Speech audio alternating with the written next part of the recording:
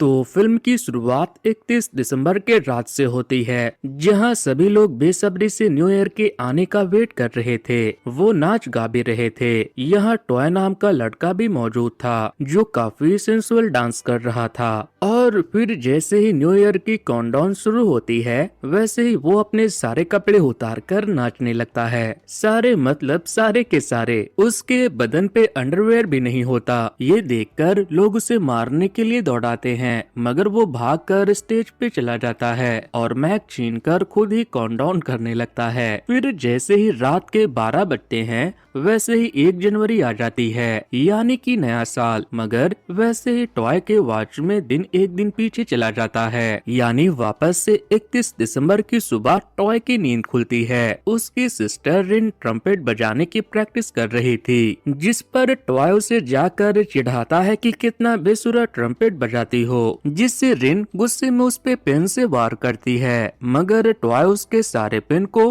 बखूबी पकड़ लेता है। इसके बाद वो जो बोलती है, सेम टाइम में टॉय वो चीज बोल देता है, जिससे रिन कहती है मेरी नकल करना बंद करो। मगर ये लाइन भी उसी वक्त टॉय बोल देता है कि मेरी नकल करना बंद करो। इसके बाद वो ब्रेकफास्ट टेबल पे जाता है, तो उसके डैड कहते हैं कि डेकोरेशन में मेरी थोड़ी मदद कर दो। तो टॉय कहता है कस्टमर को जले हुए ब्रेड पसंद नहीं आएंगे। तब डैड को याद आता है कि अरे मैं तो ब्रेड को चेक करना ही भूल गया, अब तक तो सच में ब्रेड जल गई होगी। फिर टॉय एप्पल खाते हुए टीवी देखता है, उसमें भी न्यू ईयर से रिलेटेड बातें चल रही थी। और जिस टाइम पे news anchor new year wish करते हैं, ठीक उसी टाइम पे टॉय भी हैप्पी न्यू ईयर बोल देता है। तो रिन कहती है तुम्हें कैसे पता? और ये चीज भी टॉय सेम टाइम पे बोल देता है, जिससे रिन तो हैरान हो जाती है। इसके बाद टॉय बाहर निकल जाता है। वो एक प्रोफेशनल बॉक्सर से फाइट करता है, जिसमें उसे एक जोरदार पंच पड़ती है। टॉय को लगता है कि मेरा जबड़ा तो गया काम से। मगर तभी 1 जनवरी हो जाती है, और जैसे ही 1 जनवरी होती है, वैसे ही टॉय की लाइफ की शुरुआत फिर से 1 दिसंबर की सुबह से होती है। आज भी घर पे सब कुछ सेम होती है।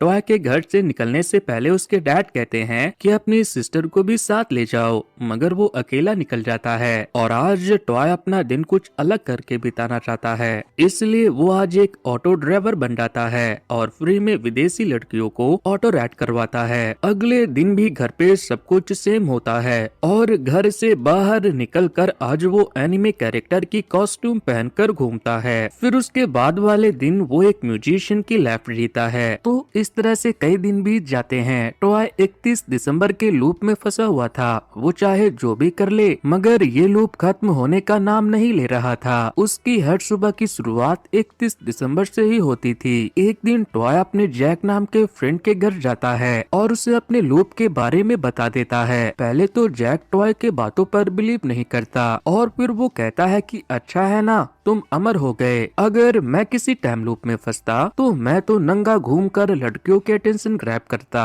इस पे टॉय बताता है कि मैंने ये ऑलरेडी कर रखा है। पहली बार में तो मजा आता है, मगर फिर बोरिंग लगने लगता है। और मैंने ये बात तुम्हें पहले भी ना जाने कितनी बार बताई है, मगर तुम कल तक भूल जाओगे। इस पे जैक कहता है कि ये तो वीडियो गेम के बग की तरह है, अगर तुम बग ठीक कर लोगे तो तुम्हारा गेम फिर से सही काम करने लगेगा। टॉय को बग वाली बात सही तो लगती है, मगर समझ नहीं आता कि मेरे लाइफ में कौन सा बग है और उसे ठीक कैसे किया जाए। काफी देर तक सोचने के बाद टॉय को लगता है कि मैंने सब कुछ तो ट्राई कर लिया है, क्यों ना मैं मरने का ट्राई करूं, शायद उससे सब ठीक हो जाए। तो वो गाड़ी के सामने आ जाता है। उस गाड़ी की ड्राइवर वी होती है। वो घबरा कर टॉय के पास आती है और कहती है तुम ठीक तो हो ना? पर वो देखती है कि टॉय बुरी तरह से इंजर्ड हो गया है। तब वो कहती है कोई बात नहीं, कल तुम ठीक हो जाओगे। और इसके बाद टॉय फिर से 31 दिसंबर को ही जागता है। आज उसे वे की बात याद आती है कि कल तुम ठीक हो जाओगे। टॉय एक पेंटर था, इसलिए वो वी की एक स्केच बनाकर उसे ढूंढने लगता है। काफी ढूंढने के बाद उसे वी एक ओल्ड लेडी से बहस करते हुए मिल जाती है। वी और ओल्ड लेडी एक डॉग को लेकर बहस कर रहे थे। दोनों को लग रहा था कि वो डॉग उनका है, इसलिए टॉय बीच में आकर कहता है कि डॉग को जो कंट्रोल कर पाएगा ये डॉग उसका ही होगा। तो तो वो ओल्ड लेडी कहती है जंबो सिट, तो डॉग बैठ जाता है। जंबो स्टैंड कहने पे वो खड़ा हो जाता है। इस तरह से वो ओल्ड लेडी की हर कमांड को मान रहा था। तो ये साबित हो जाता है कि वो डॉग जंबो ही है और उसकी मालिक वो ओल्ड लेडी है। इसके बाद ओल्ड लेडी तो खुशी खुशी निकल जाती है और वे अपने सुमो को ढूंढने के लिए जाती है, मगर अब टॉय उसका पीछा पकड़ लेता है और याद दिलाता है कि कल तुम्हारी गाड़ी से मेरा एक्सीडेंट हुआ था। तो वो बताती है कि मैं अपने डॉग सुमो को ढूंढ रही थी, इसलिए ध्यान भटकने से तुम्हारा एक्सीडेंट हो गया, मगर तुम्हारे तो चेहरे पे कोई स्कैर नहीं है। तो टॉय कहता है हाँ, मैं भी टाइम लूप में फंसा हुआ हूँ तुम्हारी तरह ही और मेरे मन में बहुत सारे सवाल है। तो वे कहती है पर मैं तुम्हें इंटरेस्टेड नहीं हूँ, मुझे मेरे सुमो को ढूंढना है। इस पे टॉय कहता है पर क्या ही फायदा, कल तो वो फिर से खो जाएगा। इसके बाद टॉय थोड़ी उससे बातचीत करता है और उसका नंबर मांगता है, तो वो नंबर दे भी देती है और कहती है कल ये नंबर फोन से गायब हो जाएगा, इसलिए अगर तुम नंबर याद रख पाए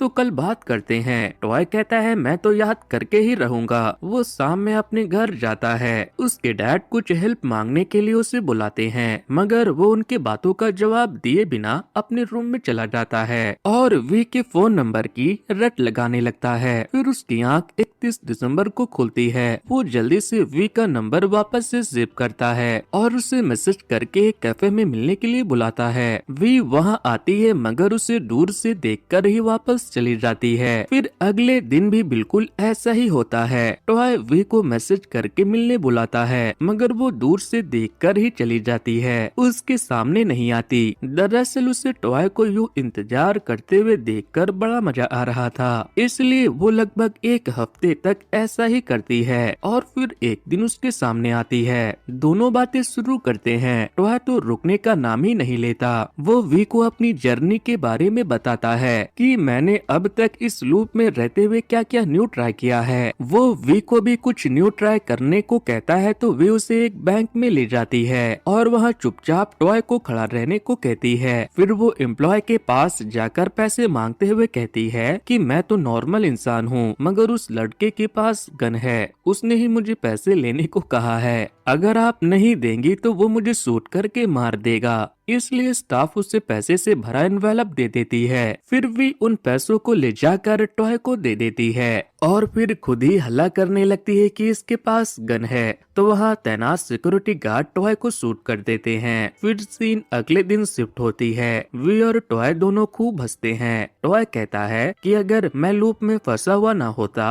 तो तुमने मेरी जान 2 बार ले ली होती, एक बार कार एक्सीडेंट में मारा गया होता और फिर दोबारा गोली चलने की वजह से। इसके बाद डेली ये दोनों मिलते हैं और उस परफेक्ट मोमेंट को ढूंढते हैं जिन्हें रोजमर्रा की जिंदगी में लोग इग्नोर कर देते थे, जैसे बर्ड्स का लेक में बस छू के निकल जाना, एक बाप का अपने बेटे को बैलून्स दिलाना, टाइल्स के बीच में एक छोटे से फूल के पौधे का होना, एक लेडी का परेशान होकर बेंच पे बैठे रहना और उसके पीछे एक एंजल विंग वाली गाड़ी का आ जाना, जिससे वो लेडी देखने में एंजल लग रही थी, मगर किसी का ध्यान उस पे नहीं जा रहा था। सब अपने अपने लाइफ में बिजी होने की वजह से ये क्यूट से मोमेंट पे ध्यान ही नहीं दे पाते थे। फिर एक दिन वी टॉय को प्लानिटेरियम दिखाने के लिए ले जाता है, क्योंकि उसे ज्योग्राफी में बहुत इंटरेस्ट था। वहाँ वो प्लेनेट को देखती है और टॉय वी को देखता रहता है। दरअसल उसे वी से प्यार हो गया था। प्लानिटेरियम से निकलने के बाद इनकी नजर एक ग्राउंड पे पड़ती है जहाँ एल्डरली कपल डांस कर रहे थे। टॉय देखता है कि एक ओल्ड मैन व्हील चेयर पे है, इसलिए उसकी वाइफ डांस नहीं कर पा रही, वो बस दूसरे कपल को डांस करते हुए देख रही थी। तो टॉय जाकर उस ओल्ड मैन से परमिशन लेता है कि क्या मैं आपकी वाइफ के साथ डांस कर सकता हूँ। वो परमिशन दे देते हैं। तो टॉय उनकी लेडी के साथ बहुत ही अच्छे से डांस करता है, जिससे वी के चेहरे पे भी स्माइल आ जाती है। तब वो लेडी आकर वी से कहती है, बेटा मेरी खुशी के लिए क्या तुम दोनों साथ में डांस कर सकते हो। जिसके बाद ये दोनों भी साथ में डांस करते हैं। इसके बाद टॉय ने जो भी हरकतें की थी अकेले में वो सब अब वो वी के साथ करता है। जिससे उसे पहले से भी ज्यादा मजा आता है। फिर एक शाम ये दोनों एक ऐसी जगह पे जाते हैं जहाँ न्यू ईयर सेलिब्रेशन चल रही थी, तो वो दोनों वहाँ पे बेहतरीन डांस करते हैं। वी ने ब्यूटीफुल सी रेड ड्रेस पहनी हुई थी जिसमें वो बहुत ही खूबसूरत लग रही थी। वहीं टॉय ने फॉर्मल ड्रेस पहन रखा था और वो भी मस्त लग रहा था। डांस करने के बाद टॉय कहता है कि आज तो न्यू ईयर की नाइट है, तो क्यों ना हम एक दूसरे को कुछ गिफ्ट करें, मगर बाहर से कुछ नहीं लेना है, बल्कि अभी हमारे पास जो है उसी में से कुछ गिफ्ट करना है। तो वे अपने रबड़ से टॉय की छोटी सी चोटी बांध देती है। वहीं टॉय उसे अपनी वॉच गिफ्ट करता है जो उसे उसकी मॉम ने दिया था, और उनकी मौत के बाद से इस वॉच को टॉय ने कभी नहीं उतारा। टॉय की मॉम की मौत की बात सुनकर वे उदास हो जाती है और कहती है कि मेरा मानना है कि ये जो आसमान के तारे हैं वो मरे हुए लोग ही हैं जो ऊपर से अर्थ पे अपने लव वंस को देखा करते हैं। तभी वे को एक कॉल आ जाती है और उसे फौरन वहां से जाना पड़ता है। नेक्स्ट डे टॉय वी की बहुत प्यारी सी एक स्केच बनाता है जो टॉय की सिस्टर रिन देख लेती है और उसे छेड़ती है कि अच्छा ये है तुम्हारी गर्लफ्रेंड, दिखने में तो बहुत प्यारी है। तब टॉय कहता है नहीं, ये मेरी गर्लफ्रेंड नहीं है, पर मैं इसे पसंद करता हूँ। कभी कभी मुझे लगता है वो भी मुझे पसंद करती है, पर कभी कभी लगता है नहीं, वो मेरे बारे में ऐसा कुछ फील नहीं करती। तब रिन कहती है कि तुम्हें उससे प्रपोज कर देना चाहिए। फिर अगले दिन टॉय एक वॉल पे अपनी और वी की जर्नी की पेंटिंग बना देता है जिसे देखकर वी खुश तो होती है, मगर थोड़ी देर के बाद कहती है कि क्या फायदा, कल तक तो ये गायब हो जाएगा। तब टॉय कहता है पर ये हमारे यादों में तो हमेशा रहेगा। इसके बाद दोनों थोड़ा इमोशनल हो जाते हैं और टॉय वी को किस करने की कोशिश करता है, पर वी पीछे हट जाती है और कहती है कि इस लूप में बस हम दोनों ही है, अगर हमारा रिश्ता किसी तरह से बिगड़ गया तो हम अकेले पड़ जाएंगे, इसलिए हमें आगे नहीं बढ़ना चाहिए। तभी वी को एक कॉल आता है और उसे अर्जेंटली वहाँ से जाना पड़ता है। वी से रिजेक्शन मिलने के बाद टॉय उदास होकर अपने घर जाता है जहाँ उसके डैड आज भी उससे कुछ बात करना चाहते थे,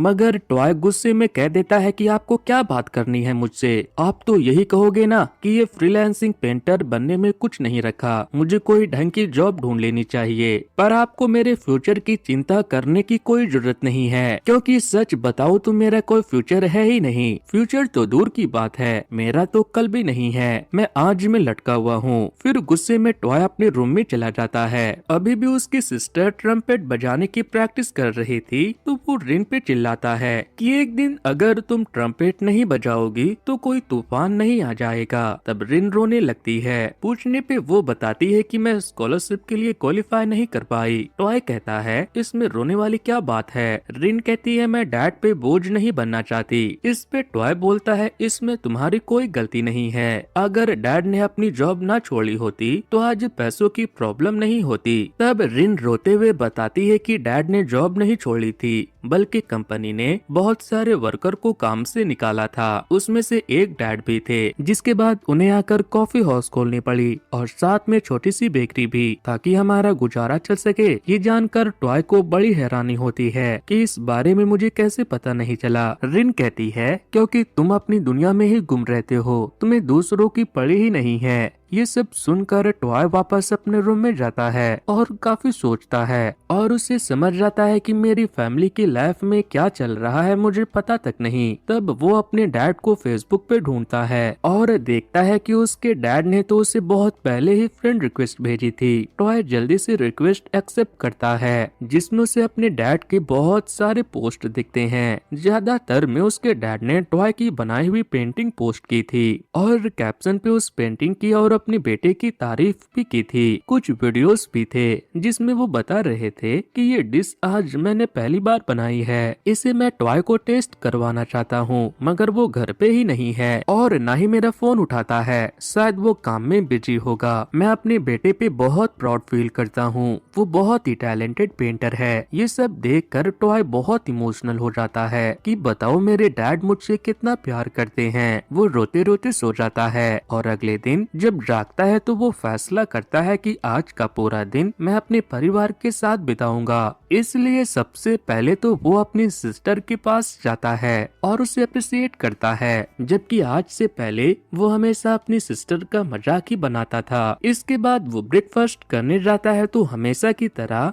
उसके डैड से चाय की कप गिरती है। हर बार तो उसे कैच कर लेता था, मगर आज वो उसे टूट जाने देता है और अपने डैड से कहता है कि परेशान मत होइए, मैं साफ कर देता हूँ, आप ब्रेड चेक कीजिए वरना वो जल जाएगा। तभी उसकी सिस्टर भी हेल्प करने के लिए आती है, मगर टॉय उसे मना कर देता है, ये कहते हुए कि आज तुम्हारा इम्पोर्टेंट दिन है, तुम्हारा कप के टुकड़ों से हाथ नहीं कटना चाहिए वरना स्कॉलरशिप कैसे मिलेगी। उसके बाद डैड मुंह लटकाते हुए अपना जला हुआ ब्रेड लेकर आते हैं। आज भी उनका ब्रेड जल गया था, मगर टॉय एक बाइट उठाकर खा लेता है और उसके डैड इंतजार करते हैं कि अब ये क्या बोलेगा। तो टॉय कहता है बहुत गंदा लगा खाकर, लेकिन चलेगा। फिर वो एक और उठाकर खा लेता है। तब डैड भी एक खाते हैं और कहते हैं वाकई खराब लग रहा है, लगता है मुझे और प्रैक्टिस की जरूरत है। वहीं रिन भी खाती है और कहती है कि ये तो जल चुका है और कितना गंदा टेस्ट कर रहा है, आप लोग इतने आराम से कैसे खा रहे हो।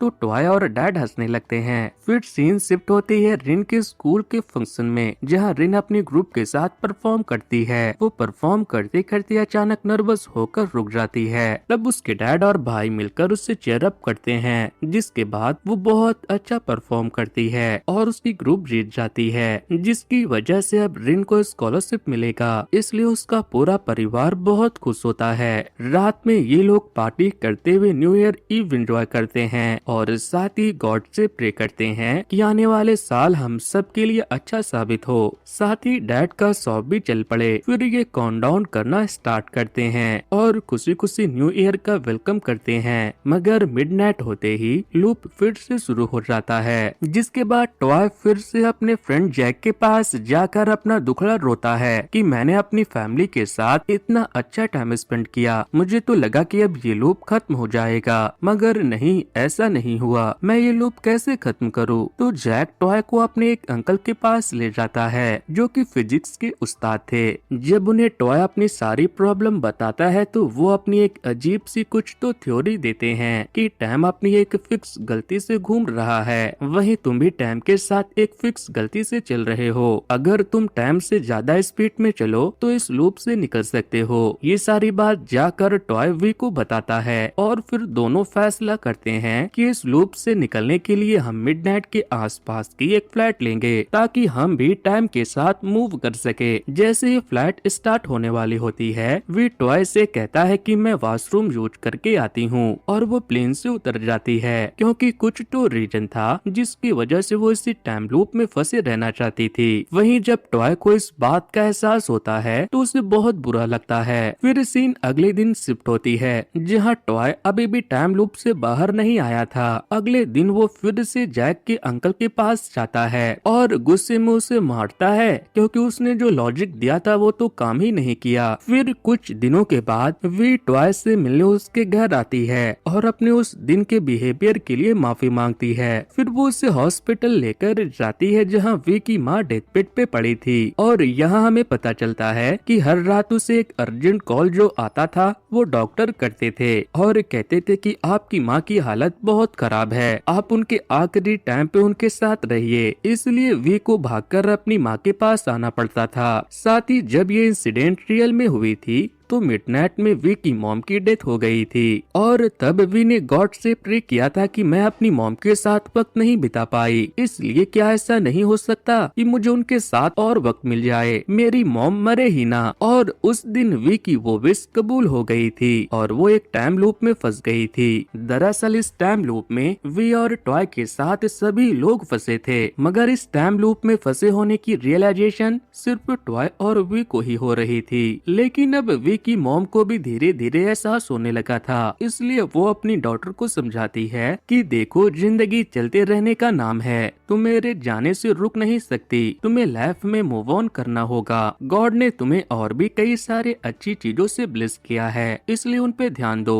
काफी समझाने बुझाने के बाद वी मान जाती है और वो आज की रात टॉय के साथ न्यू ईयर ईव सेलिब्रेशन पे बिताती है। वो यहाँ 12 बजे टॉय को खुद से किस करती है और बोलती है कि अब मुझे समझ आया कि तुम्हें भी लूप में होने का एहसास ऊपर वाले ने क्यों कराया, ताकि तुम मुझे इस लूप से बाहर निकाल सको। तुम ही वजह हो जो मैं फ्यूचर में जानना चाहती हूँ, वरना मेरी मॉम की मौत के बाद तो मैंने जैसे जिंदा रहने की उम्मीद ही छोड़ दी थी। टॉय, तुम मेरी उम्मीद हो। और फिर ये दोनों रियलाइज करते हैं कि 12 से ज्यादा बज चुके हैं और ये दोनों न्यू ईयर में इंटर कर चुके हैं, यानी कि इनका लूप खत्म हो गया। इस लूप में फंसे तो थे दोनों तन्हा, मगर जब निकले तो दो जिस्म एक जान बनकर निकले। और इसी के साथ ये मूवी यहीं पर खत्म होती है। तो दोस्तों, ये ब्यूटीफुल सी स्टोरी आपको कैसी लगी मुझे कमेंट करके बताना। वैसे दोस्तों, कुछ दिनों पहले ही मैंने कैसे मूवी की स्टोरी को एक्सप्लेन किया था। अगर आप लोगों ने उसे नहीं देखा है तो एंड स्क्रीन पर दिए जा रहे लिंक पर क्लिक करके उसे जरूर से देख लेना। सो वेल गाइस, आज के वीडियो में इतना ही। Thanks to, good bye.